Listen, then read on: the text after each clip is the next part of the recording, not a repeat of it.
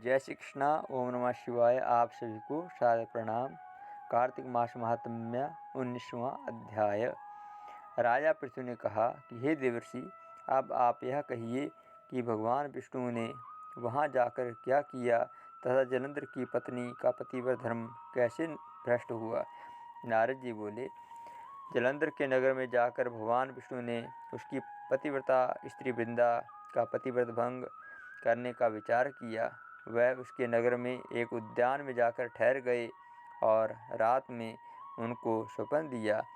वह उनकी माया और अद्भुत कार्य पद्धति थी और वह फिर उनकी माया द्वारा जलंधर पत्नी पतिव्रता वृंदा ने रात में यह स्वप्न देखा कि उसका पति नग्न होकर सिर पर तेल लगाए महिष पर चढ़ा है। वह काले रंग के फूलों की माला पहने हुए हैं तथा उनके चहुं ओर हिंसक जीव हैं। वह सिर मुंडाए हुए हैं, अंधकार में दक्षिण दिशा की ओर जा रहा है।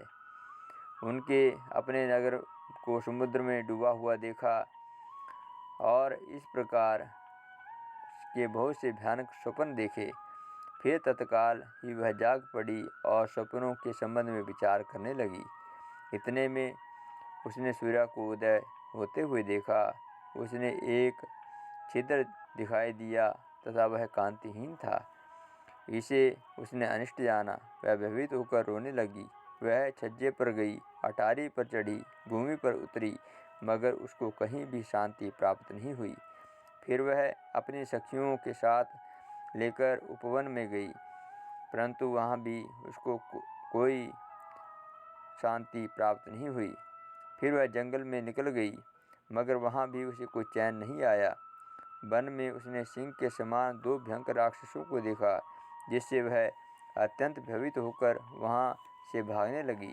उसी क्षण वहाँ अपने शिष्यों सहित एक मौनी तपस्वी आया। भयभीत वृंदा को ने उसे गले में हाथ डालकर अपनी रक्षा के लिए याचना करने लगी। मुनि ने अपनी एक ही हुंकार से उन दोनों राक्षसों को वहां से भगा दिया। वृंदा को आश्चर्य हुआ। वह भय से मुक्त होकर मुनि नाथ को हाथ जोड़कर प्रणाम करने लगी और कृतज्ञता से ज्ञापन किया। फिर उसने मुनि से अपने युद्धरत पति के संबंध में उसकी कुशलक्षेम का प्रश्न किया। मुनि ने मौन होकर आगे पीछे देखकर कुछ कहना ही चाहा कि तभी दो वानर मुनि के समक्ष आकर हाथ जोड़कर खड़े हो गए और ज्यों ही मुनि ने भ्रुकुटी का संकेत किया, त्यों ही वह उड़कर आकाश में चले गए। फिर जलंधर का सिर व धड़ लेकर मुनि के पास आ गए। तब वृंदा अपने पति को मृत हुआ जानकर मूर्छित होकर पृथ्वी पर गिर पड़ी और अनेक प्रकार के वचन कहकर दारुण विलाप करने लगी। पश्चात उसने उस मुनि से कहा, हे कृपानिधि, आप मेरे पति को जीवित कर दीजिए। पतिव्रता परायण दैत्य पत्नी ऐसा कहकर दुख की श्वासों को छोड़ती हुई मुनीश्वर के चरणों में गिर पड़ी और तब मुनीश्वर ने कहा कि वह शिवजी द्वारा युद्ध में मारा गया है, अतएव जीवित नहीं हो सकता, क्योंकि जिसे भगवान शंकर मार देते हैं वह कदापि जीवित नहीं हो सकता। परंतु शरणागत की रक्षा सनातन धर्म है, अतः मैं कृपा कर इसे जिला देता हूँ। नारद जी कहते हैं कि वह मुनि साक्षात विष्णु ही थे, जिन्होंने यह सब माया फैला रखी थी। वह वृंदा के पति को जीवित करके अंतर्ध्यान हो गए। जलंधर ने उठकर वृंदा का आलिंगन किया और उसका मुख चूमा। वृंदा भी पति को जीवित हुआ देखकर अत्यंत हर्षित हुई और अब तक की सब बातों को स्वप्न समझा।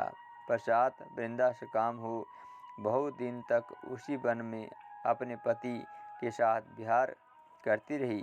फिर एक दिन उसने सूरत एवं संभोग काल के अंत में भगवान विष्णु को पहचान लिया। अतः उसे ताड़ित करते हुए बोली, हे प्राय स्त्री के साथ गमन करने के लिए तुम आए हुए विष्णु, तुम्हारे सिर को धिक्कार है। मैंने जान लिया है कि वह मायावी तपस्वी तुम ही हो। हे राजन, ऐसा कहकर परम क्रुद्ध हो पतिव्रता वृंदा ने अपने तेज को प्रकट करते हुए शाप दिया, जो तुमने अपनी माया से 2 राक्षस मुझे दिखाए थे, वही दोनों राक्षस किसी समय तुम्हारी स्त्री का हरण करेंगे और उसके विरह में दुखी होकर तुम वानरों की सहायता से वन में भ्रमण करोगे और यह सर्वेश्वर जो इस समय तुम्हारा शिष्य बना हुआ है वह तुम्हारा साथी रहेगा। ऐसा कहकर पतिव्रता वृंदा भगवान विष्णु के लाख मना करने पर भी अग्नि में प्रवेश कर गई और ब्रह्मा आदि देवता आकाश में उसका प्रवेश देखते रहे। वृंदा के सिर का तेज श्री पार्वती के सिर में चला गया और आकाश में जय जयकार शब्द होने लगा। पतिव्रता धर्म के प्रभाव से वृंदा ने मुक्ति प्राप्त की। इति कार्तिक मास महात्म्य 19वां अध्याय। आप हमारे इस चैनल को अवश्य सब्सक्राइब करें, अपने मित्रजन परिजनों के साथ इसे शेयर करें और ताकि हम आपको सनातन धर्म से जुड़ी हुई और भी रहस्यमयी बातें आपको खिलाते रहें। जय श्री कृष्णा। ओम नमः शिवाय।